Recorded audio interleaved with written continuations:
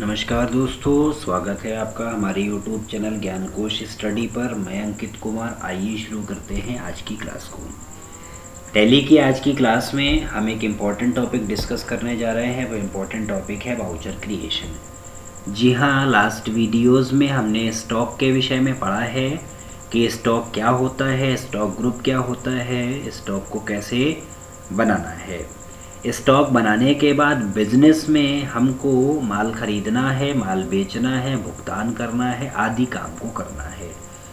तो हमें ये सारे काम करने के लिए वाउचर की आवश्यकता पड़ेगी, इसीलिए हमने वाउचर को यहाँ पर देखा है। तो वाउचर क्रिएशन में हम पढ़ेंगे वाउचर क्या है और कौन कौन से प्रकार के वाउचर हैं। तो आइए शुरू करते हैं वाउचर क्रिएशन के कॉन्सेप्ट को। वाउचर के विषय में आप पहले से जानते हैं कि वाउचर एक प्रमाणक होता है जो प्रमाण दर्शाता है। जब हम माल को खरीदते हैं तो बिल प्राप्त करते हैं, जब हम माल को बेचते हैं तो कस्टमर को बिल देते हैं। बिजली का बिल है या अन्य प्रकार की जो रसीद है जो यह प्रमाण दिखाती है कि लेन देन हुआ है, वह प्रमाण दिखाने वाली रसीद वाउचर कहलाती है, प्रमाणक कहलाती है। तो टैली में जो भी एंट्री एक हो रही है, जो भी लेन देन हो रहा है, उसका प्रूफ रखने के लिए हम वाउचर का प्रयोग करते हैं।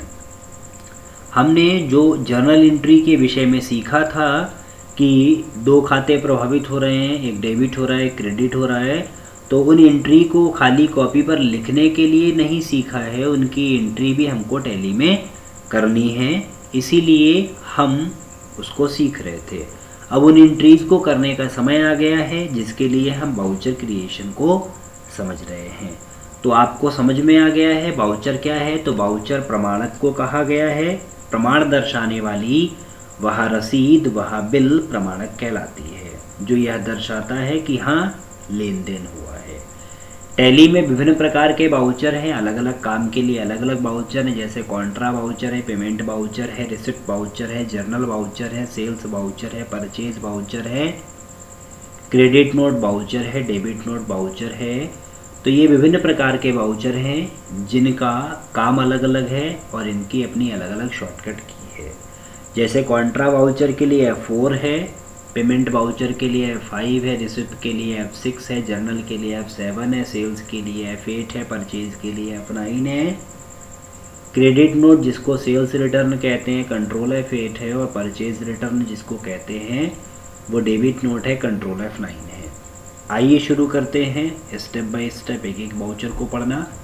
तो सबसे पहला वाउचर हमारा कॉन्ट्रा वाउचर है। जब व्यापार का स्वामी बैंक से संबंधित लेन देन करता है तो उसकी एंट्री कॉन्ट्रा वाउचर में की जाती है। उदाहरण के तौर पर व्यापार के स्वामी ने बैंक में खाता खोला है, या व्यापार का जो स्वामी है उसके अलग अलग बैंक में खाते हैं, तो वह एक बैंक से दूसरी बैंक में पैसे को ट्रांसफ़र कर रहा है या किसी बैंक से पैसा निकाल रहा है।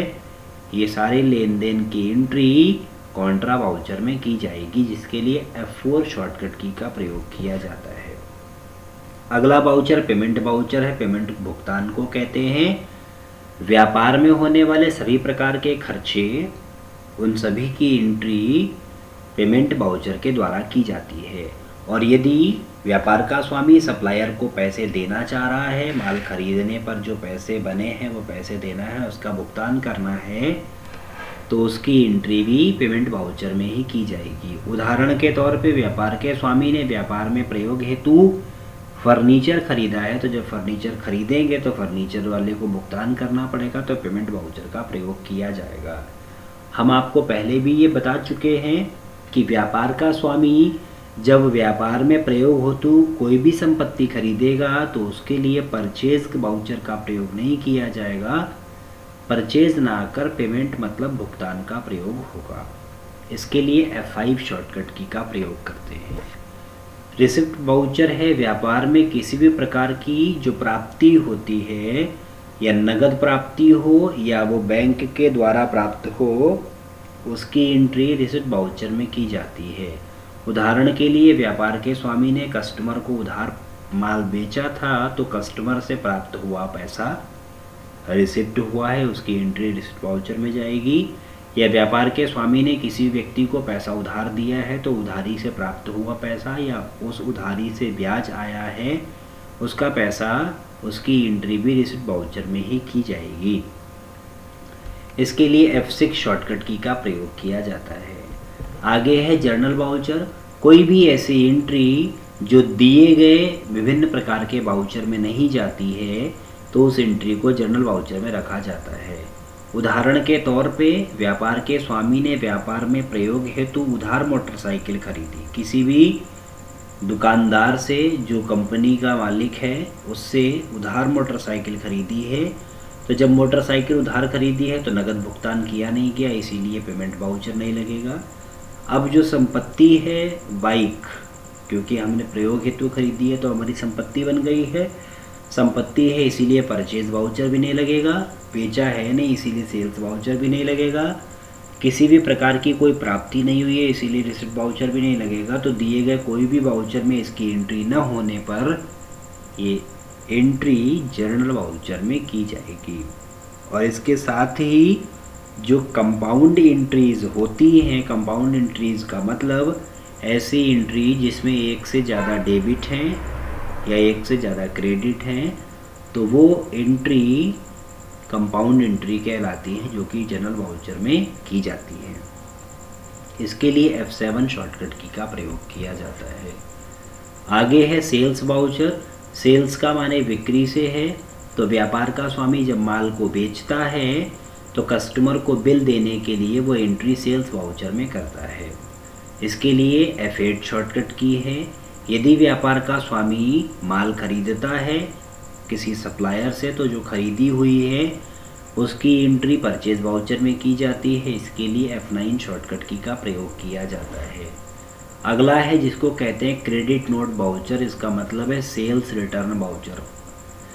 इस वाउचर का प्रयोग तब किया जाता है जब व्यापार के स्वामी ने किसी कस्टमर को माल बेचा और वह कस्टमर उस माल को किसी कारणवश वापस कर जाता है, जैसे कि वो माल टूटा निकला या ख़राब निकला, तो जब कस्टमर माल वापस कर गया तो वापसी की जो एंट्री होगी वो क्रेडिट नोट वाउचर में की जाएगी। ये ज़रूरी नहीं है कि सारा माल वापस हो, कुछ माल वापस हो सकता है। उदाहरण के तौर पे व्यापार के स्वामी ने कस्टमर को 10 किलो चावल बेचे थे, 5-5 किलो के 2 पैकेट बेचे थे, जिसमें से एक पैकेट ख़राब निकला तो कस्टमर ने 5 किलो का एक पैकेट वापस कर दिया और एक पैकेट रख लिया। तो जो 5 किलो का वापसी हुई है उसकी एंट्री करने के लिए सेल्स रिटर्न वाउचर अर्थात क्रेडिट नोट वाउचर का प्रयोग किया जाएगा, जिसके लिए कंट्रोल F8 शॉर्टकट की का प्रयोग किया जाता है। अगला है डेबिट नोट वाउचर। व्यापार का स्वामी व्यापार में माल बेचने के लिए माल जब खरीदता है तो वह अपने सप्लायर से खरीदता है। सप्लायर ने जब माल भेजा तो माल वह टूटा हुआ निकला या ख़राब निकला, हो सकता है सारा माल टूटा या ख़राब निकला या उसमें से कुछ पीस ख़राब निकले, तो हम उस माल को अपने सप्लायर को वापस कर देते हैं। तो वापस करने की जो एंट्री है वो डेबिट नोट वाउचर में की जाएगी। उदाहरण के तौर पे हम लैपटॉप और कीबोर्ड का व्यापार करते हैं। हमने बाहर कंपनी से 100 कीबोर्ड मंगवाए और जब वो कीबोर्ड हमारे पास आए तो उसमें से 10 कीबोर्ड ख़राब निकले। हमने उन 10 कीबोर्ड को पैक करके वापस भिजवा दिया। तो जब वापस भिजवा दिया तो उसकी एंट्री डेबिट नोट वाउचर में की जाएगी, क्योंकि उसका पैसा भी कम होना ज़रूरी है। तो ये सारे वाउचर अलग अलग हैं, इसके लिए कंट्रोल F9 का प्रयोग किया जाता है। सभी वाउचर का प्रयोग अपना अलग अलग है। अभी हमने सिर्फ वाउचर के विषय में पढ़ा है। अगली वीडियो में हम आपको वाउचर के द्वारा कैसे एंट्री करेंगे इसके विषय में भी समझाएंगे। तो बने रहिएगा हमारी सारी वीडियोस के साथ में। अगर ये वीडियो पसंद आई हो तो इसको शेयर कीजिएगा। मिलते हैं अगली वीडियो में, तब तक के लिए नमस्कार।